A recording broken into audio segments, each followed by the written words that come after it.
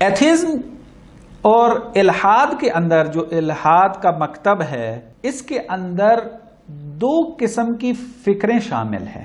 ایک فکر یہ ہے کہ وہ آ کر قائل ہوتی ہے وہ فکر کہ خدا نام کی حقیقت موجود ہی نہیں ہے، یعنی انکار خدا صریح طور پر۔ اور معمولاً جب بھی الحاد کا لفظ استعمال کیا جاتا ہے یا ملحد کی تعبیر استعمال کی جاتی ہے کسی کے بارے میں، تو فوراً جو معنی ذہن میں آتا ہے وہ یہی ہے کہ یہ بس خدا کا منکر ہے، خدا کو نہیں مانتا۔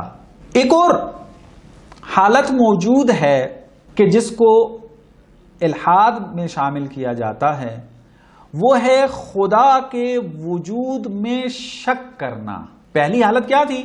یقینی طور پر خدا کا انکار کرنا، لیکن اس حالت کے اندر خدا کا یقینی طور پر انکار نہیں کیا جا رہا، بلکہ خدا کے وجود میں شک کیا جا رہا ہے۔ ایگنوسٹسزم کہتے ہیں اس کو، مشکوک ہیں جو خدا میں، وہ کہتے ہیں کہ مجھے معلوم نہیں ہے کہ خدا ہے یا نہیں۔ تو بس ہم اگر الحاد کی تعریف کرنا چاہیں جس میں یہ دونوں حالتیں شامل ہو جائیں، تو ہم یوں کہیں گے کہ الحاد یعنی خدا کے وجود پر اعتقاد کو ترک کر دینا۔ اب خدا کے وجود پر اعتقاد کو ترک کرنا یا تو صریحاً وجود خدا کا انکار کرنے کے ذریعے ہے یا پھر اس کے اندر شک کرنے کے ذریعے ہے۔ ایک تقسیم جو کی گئی ہے وہ یہ کہ الحاد یا نظری ہوتا ہے یا عملی۔ نظری الحاد کسے کہتے ہیں؟ یعنی جو عقیدہ رکھتا ہے اپنا کہ خدا نام کی حقیقت موجود نہیں ہے، جو یہ عقیدہ رکھتا ہے اس کو کہتے ہیں یہ الحاد نظری کے تحت آتا ہے۔ نظر یعنی عقیدہ، توئیں زوئیں والی نظر۔ الحاد نظری ورڈ ویو سے مربوط ہو، جو عقیدے سے مربوط ہو۔ الحاد عملی سے کیا مراد ہوگا؟ یعنی یہ جو الحاد عملی میں مبتلا ہوگا، یہ اگر اس سے سوال کریں کہ خدا ہے یا خدا نہیں ہے، تو ممکن ہے کہ یہ لفظوں میں خدا کو مانتا ہو یا خدا کے اندر شک کرتا ہو، لیکن عمل کے اندر یہ 100% اس بات کو دکھا رہا ہے کہ خدا نہیں ہے، یعنی عملی طور پر الحاد کا شکار ہے۔ عمل کے اندر جو ہے وہ خدا کا انکار کر رہا ہے۔ نظری الحاد جو ہے یعنی جو عقیدے کے ساتھ مربوط ہے، اس الحاد کے بھی ہم مختلف معنی بیان کر سکتے ہیں۔ ایک مرتبہ ہم کہتے ہیں کہ یہ ملحد ہے، یعنی چونکہ خدا کے وجود کا منکر ہے پس ملحد ہے۔ لیکن بعض اوقات ہم دیکھتے ہیں کہ ایک بندہ خدا کے وجود کو مان رہا ہے لیکن نبوت کا منکر ہے، تو اس کو بھی ملحد کے زمرے میں لے کر آتے ہیں، درست ہے، الحاد نظری کو۔ مثلا ایک بہت بڑا نام محمد بن زکریا رازی، سنا ہوگا آپ نے کہ مختلف علوم میں اس نے کام کیا ہے اور ایک نام رکھتا ہے پوری دنیا کے اندر۔ اس کے بارے میں کہا جاتا ہے کہ یہ ملحد ہے۔ اب جو بندہ یہ اصطلاح نہیں جانتا ہوگا وہ یہ سمجھے گا کہ یعنی محمد بن زکریا جو ہے وہ خدا کا منکر تھا، لیکن آپ اگر اس کی کتابوں کا مطالعہ کریں جا کر اور اس کی تاریخ کا مطالعہ کریں تو آپ کو یہ بات ملے گی کہ یہ خدا کا تو قائل تھا لیکن نبوت اور انبیاء اور دین کا قائل نہیں تھا، تناسخ کا قائل تھا، یعنی اس قسم کے عقیدے تھے اس کے۔ تو چونکہ یہ نبوت اور دین کا منکر تھا، شریعت کا منکر تھا، تو اس وجہ سے اس کو کلامی کتابوں میں ہماری ملحد کے نام سے یاد کیا جاتا ہے۔ یا اسی طریقے سے ایک اور نام جو ڈاکٹر طٰہٰ حسین نے جو ہے وہ کتاب لکھی ہے، ابو العلا المعری، کہ ایک شخصیت گزری ہے 449 ہجری میں یہ فوت ہوا ہے، یعنی 449۔ یہ بندہ بھی کیا ہے؟ خدا کو مانتا تھا، خدا کے وجود کا قائل تھا، لیکن دین اور شریعت کو نہیں مانتا تھا، بس اس کو بھی ملحد کہا جاتا ہے۔ اور پھر بس کیا مراد ہوئی کہ ملحد الحاد نظری جو ہے اس میں پھر آپ نے اگر کوئی کہے کہ یہ بندہ ملحد ہے تو آپ کا حق یہ بنتا ہے کہ آپ سوال کریں یا تحقیق کریں کہ الحاد تو ہے اس کے اندر، لیکن انکار کس چیز کا ہے؟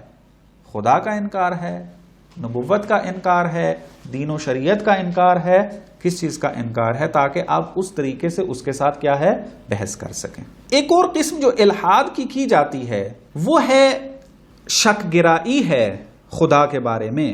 خدا کے بارے میں شک کرنے کا جو نظریہ ہے یہ پھر خود جو ہے وہ دو حصوں میں تقسیم ہوتا ہے۔ ایک شک گرائی ایجابی ہے، مثبت ہے، اور دوسری جو ہے شک گرائی سلبی ہے۔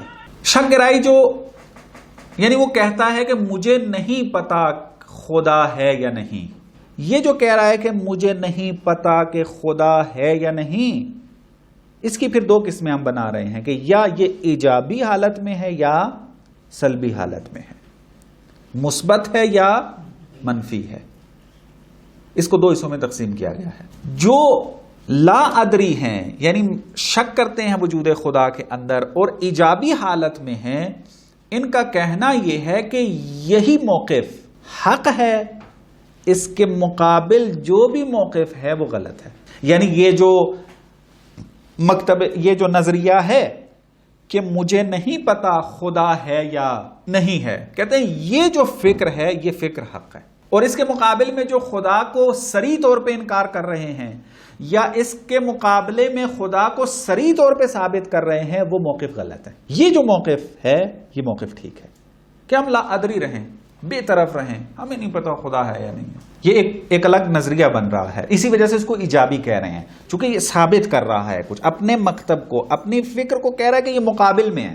یعنی ایک طرف ہے جو صریح طور پہ خدا کا انکار کر رہا ہے، ایک طرف ہے جو صریح طور پہ خدا کو اس بات کر رہا ہے، اور یہ کیا کہہ رہا ہے؟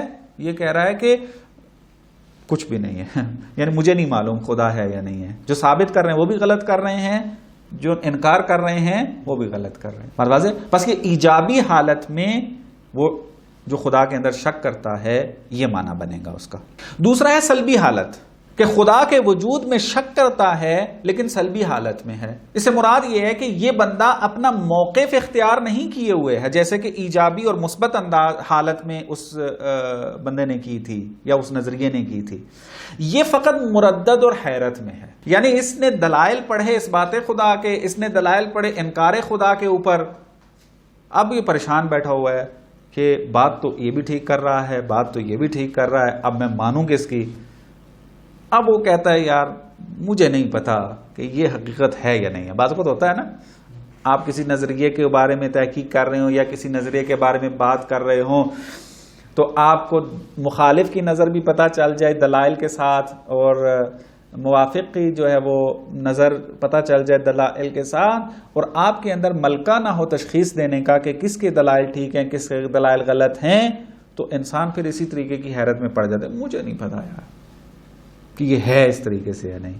تو یہ جو خدا کے اندر شک کرتے ہیں، خدا کے وجود کے اندر شک کرتے ہیں، شک گرا ہیں، شک میں مبتلا ہیں، جو سلبی حالت رکھتے ہیں، وہ وہی ہے کہ جو ہر انسان کے اندر پیدا ہو جاتی ہے۔ یہ موقف اختیار نہیں کر رہے، اسی وجہ سے اس کو سلبی کا نام دیا ہے۔